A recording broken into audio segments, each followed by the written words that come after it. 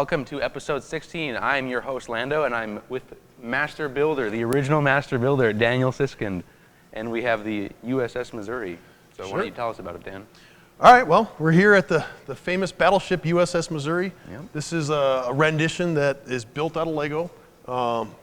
Started working on it a couple of years ago, started planning out this project.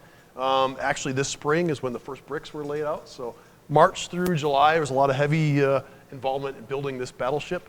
It is 1/35th scale.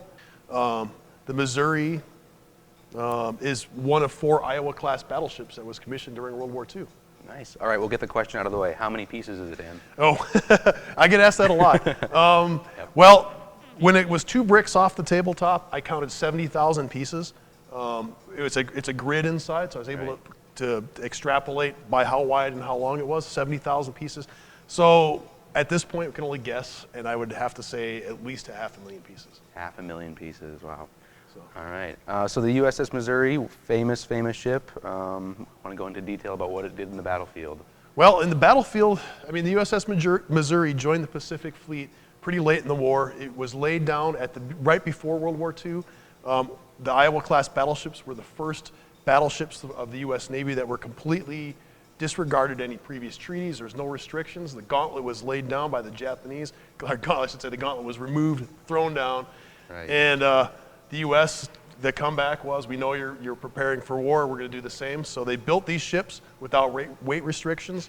The only restrictions that were imposed on them is they had to fit through the Panama Canal. The U.S. had a posture that the Navy could fight in the Atlantic or the Pacific, and the key to that was the Panama Canal. So 888 feet is the length that'll let it fit through the canal, and the width is the same. It's only like inches, literally inches. Wow. So it just fits. So what kind of armament do we see here? Well, the Iowa as designed, Iowa-class battleships, which is the U.S. Missouri is part of, has a main battery is 9 16-inch guns.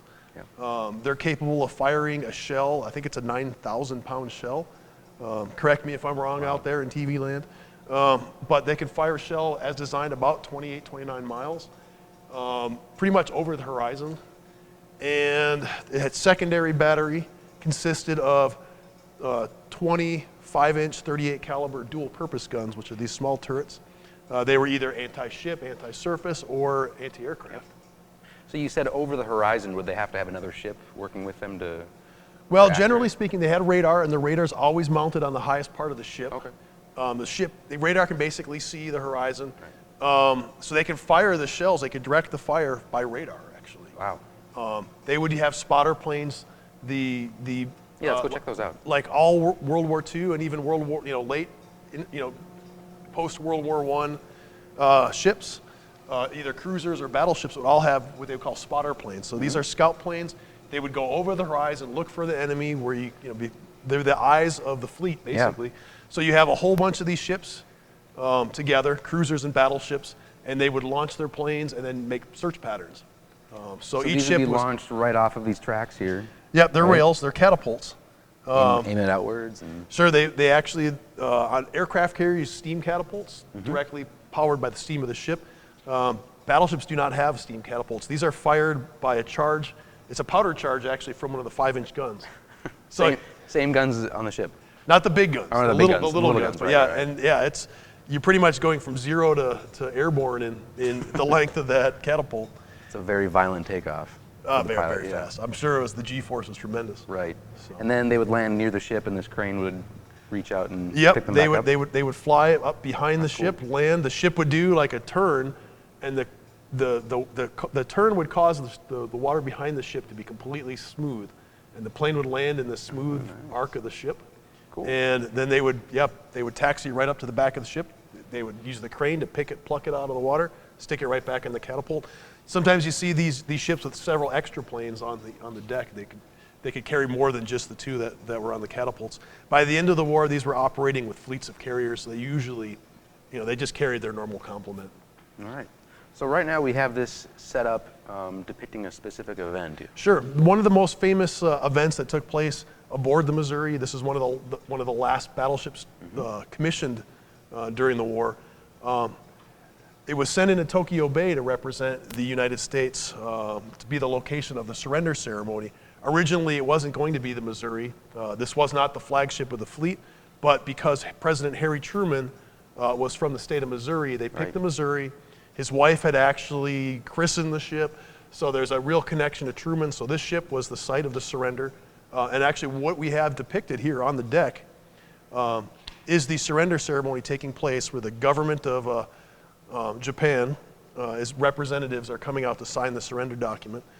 I don't know if they were really standing on the chair like that, but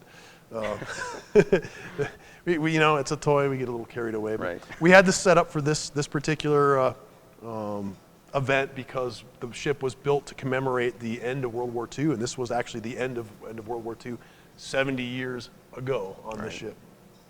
Awesome. Well, anything else you'd like to point out? Well, it's not quite finished yet. There's probably several more, you know, weeks or months worth of work on it. Lots of railings, lots of small details that are missing, and it's kind of hard because it's continually on the road. As you know, we're setting it up, moving it a lot. So this will be in December here.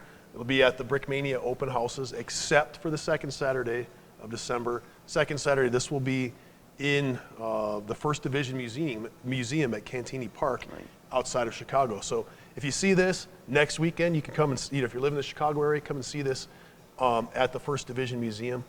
It's free admission. You have to pay to park. It's $5 to get into the parking, $5 a card. That's cheap.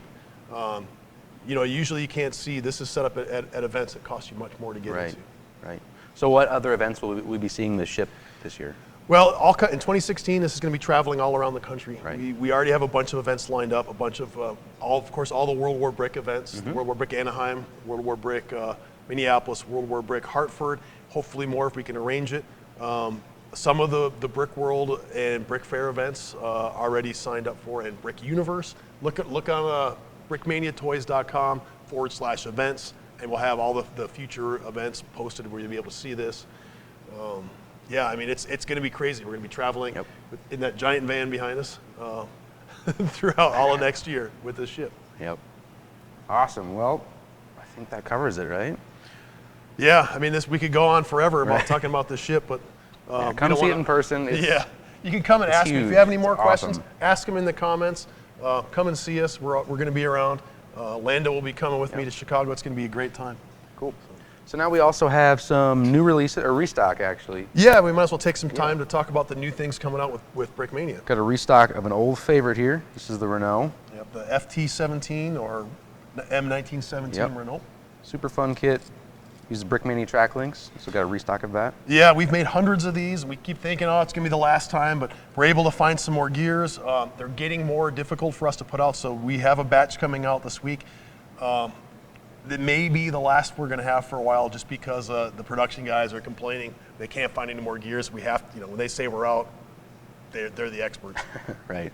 And then a restock on the Nebelwerfer 41. Yep, Nebelwerfer 41, which I've been told by a strong authority on the German language that Nebelwerfer means stocking stuffer. So tell your mom you want a Nebelwerfer in your stocking this year. Roughly translated. No, that's it's an expert told me that. And also we have a buy one get one on all World War I decals.